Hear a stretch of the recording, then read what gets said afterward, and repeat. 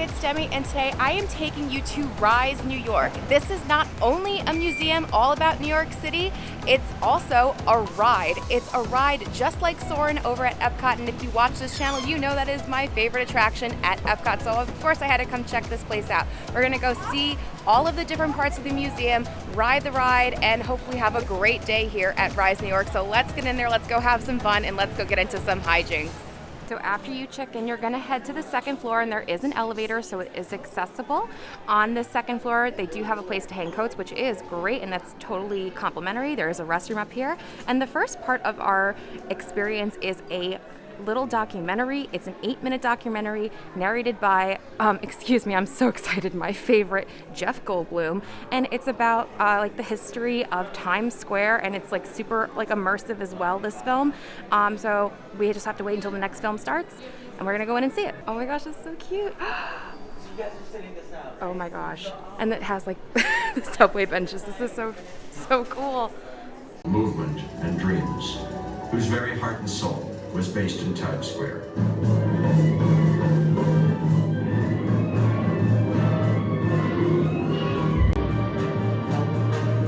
By 1929, no fewer than 66 Broadway theaters, along with hundreds of nightclubs, vaudeville houses, and movie palaces, were drawing in 250,000 people each and every night.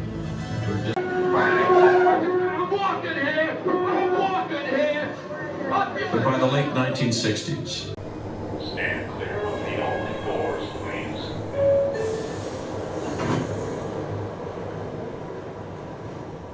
Next stop, Manhattan. Oh my God.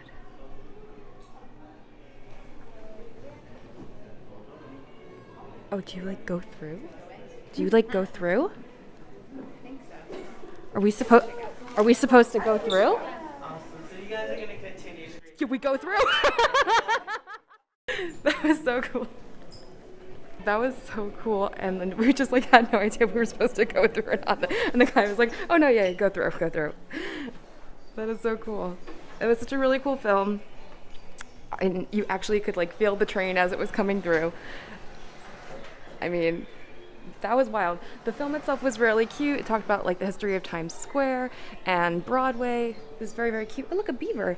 And, you know, Jeff Goldblum, always the best. This is the first room after you get off of the train, and everyone scooted out of here, and don't, because there's a really cool thing in here. But before I talk about the really cool thing, I want to show you throughout the museum, there's going to be these QR codes, and it's going to give you like additional information. So if you see one, scan it.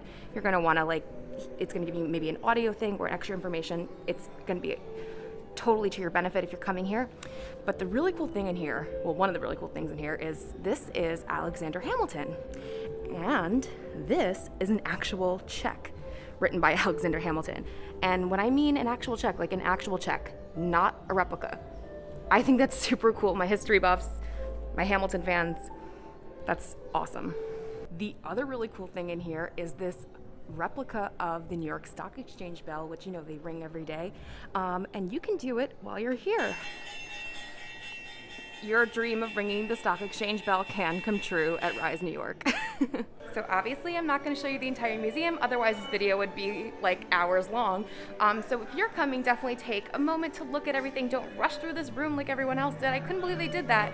Or you'll miss something really cool, like this amazing document that was set in Flushing, Queens, where I'm from. So I'm just going to show you some more highlights throughout this museum, plus the ride, obviously. So let's keep going, but if you come, don't miss the cool details. Okay, now we're gonna head into the next room, which is the Skyline Room. And here it has a tipping point elevator brake model, which was like the first like model elevator, which like helped get people up to building the skyscrapers, which is really cool. Plus it has models of some famous skyscrapers in New York. We have the Flatiron Building, the Woolworth Building, the Metropolitan Life Insurance Company Tower. We have the Chrysler Building. Heading into TV and radio. Oh my gosh. It's a Tesla coil. In here we have a display of different types of radios. They have a key here to tell you which is which. This is really cool. And like over here in the corner is like almost like a little radio studio. On air light is on. It even has a music stand with a chair with a script that you can even do some radio recording. Oh my gosh, it has Orson Welles, War of the Worlds. This is incredibly wild and incredibly personal, but the Giants win the pennant. Transcript is here, and so is the picture of when Bobby Thompson hit the home run and beat the Brooklyn Dodgers in 1951. My grandpa is a huge part of that game and that history and has been in books and in documentaries.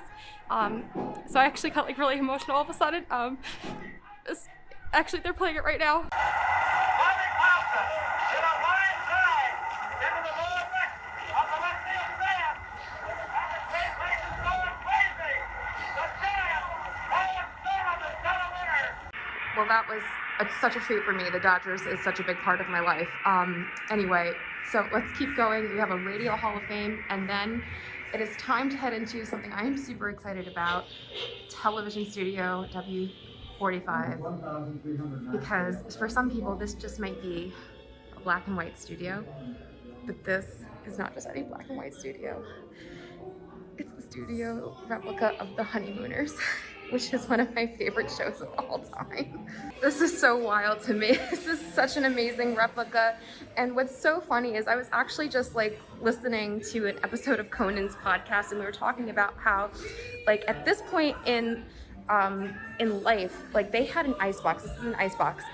But let me see if it's open. No, you can't open it.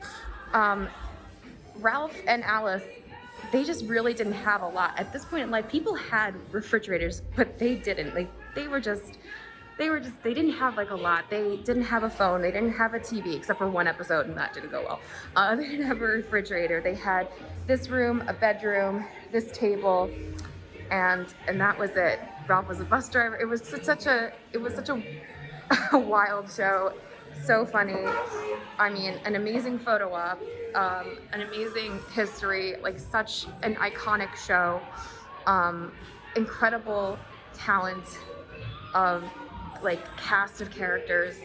I mean, if you've never seen The Honeymooners, please go watch it. I know at least they play it every New Year's on the CW, or maybe it's just Pix 11 in New York. I think it's just Pix 11 New York, unfortunately, but please go seek it out. It's one of the most iconic shows of all time, and you know, it's just so wonderful, and this is an amazing photo op.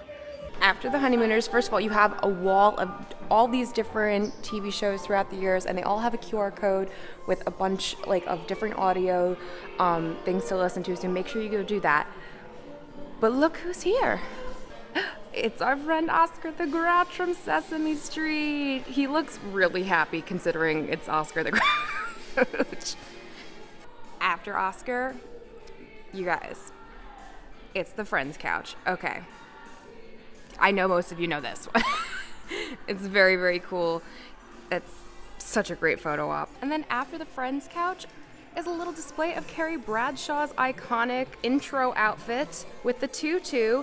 Is anybody else love, hate watching and just like that? It's my favorite thing and my least favorite thing in the entire world. And then finally in this room, an amazing photo op of a late night set, because New York is where it all started with the Steve Allen Show, later the Tonight Show. This is great. You can be the host, you can be the guest. What a great photo op. Okay, I had way too much fun in that room. I spent so much time in there, but now it's time to head into fashion.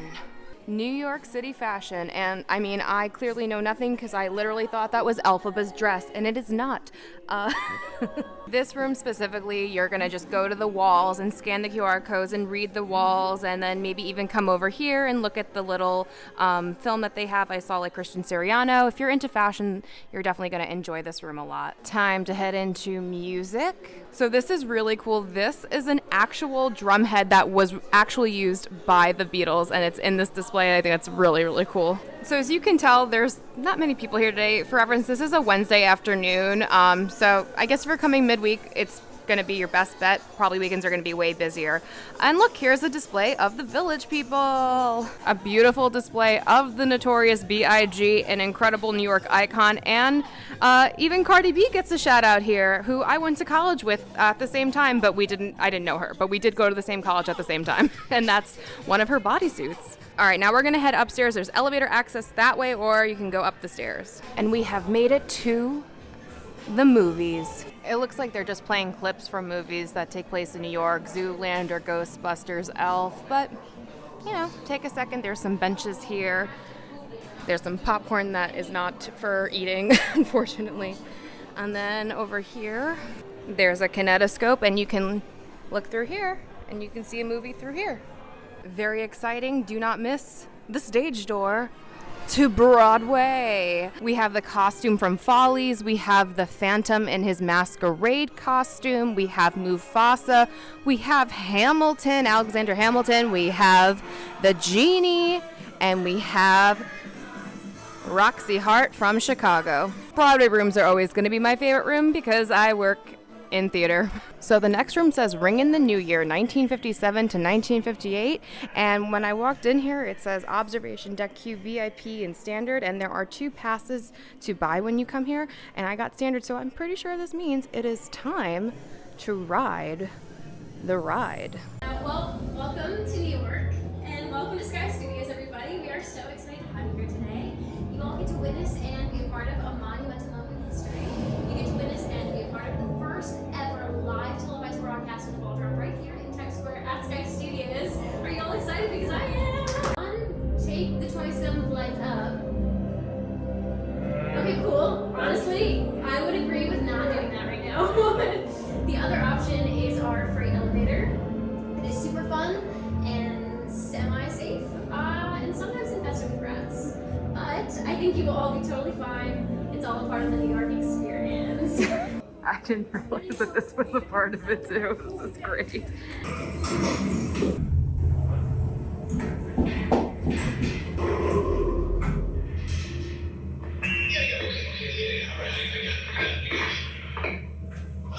Yeah, ladies and gentlemen, this is the building manager. We are aware of an issue with freight elevator number 1. We'll get you up to the 27th floor. Don't worry, you'll be on your way to Sky Studio. Okay? That's what I said. I don't want anybody in the freight elevator.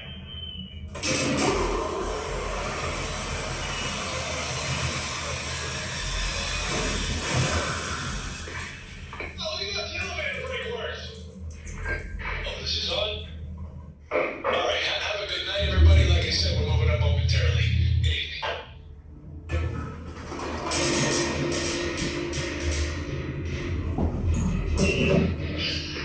Alright. Good to go. Apologies for the shaky ride. Have a good evening. What's up, guys?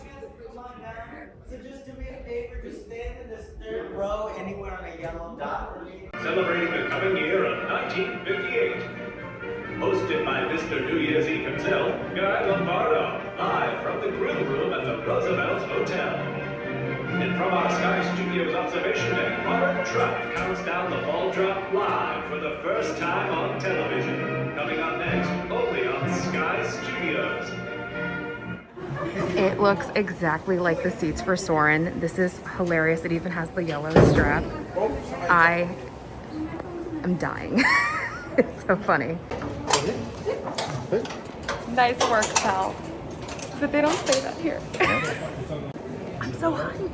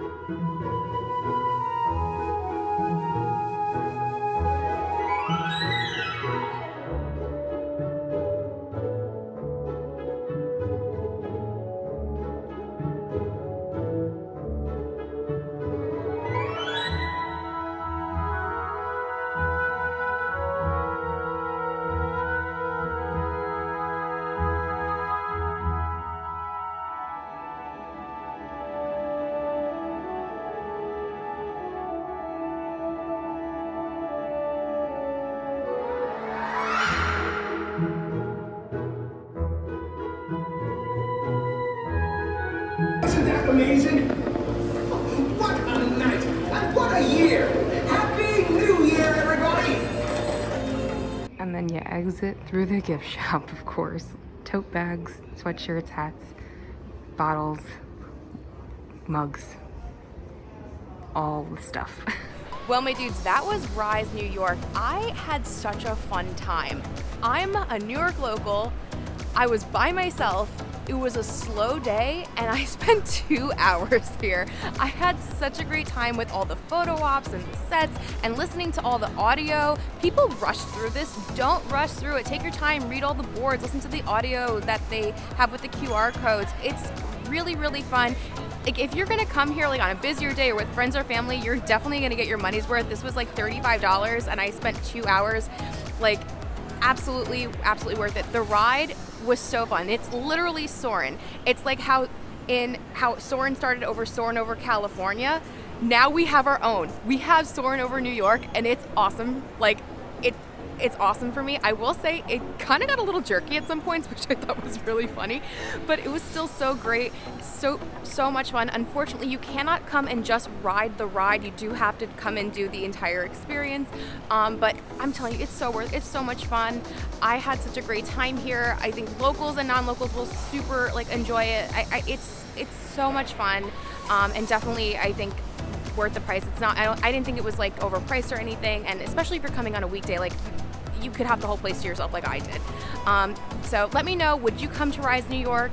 Is this a place that you would, consider doing if you're coming to New York on a trip? Are you a local? Would you come visit, or is this too touristy for you? Let me know all of it in the comments below. Anyway, thank you guys so much for watching. If you did like the video, please be sure to give it a thumbs up. Don't forget to subscribe, hit your bell notifications so you don't miss anything that goes on this channel. Follow me on Instagram at Magical Hijinx. Become a patron on Patreon. Get exclusive bonus content, and you'll help me to continue to create great content here on this channel. And until next time, my dudes, I hope you guys can do some hijinks very, very soon. Until next time, bye-bye.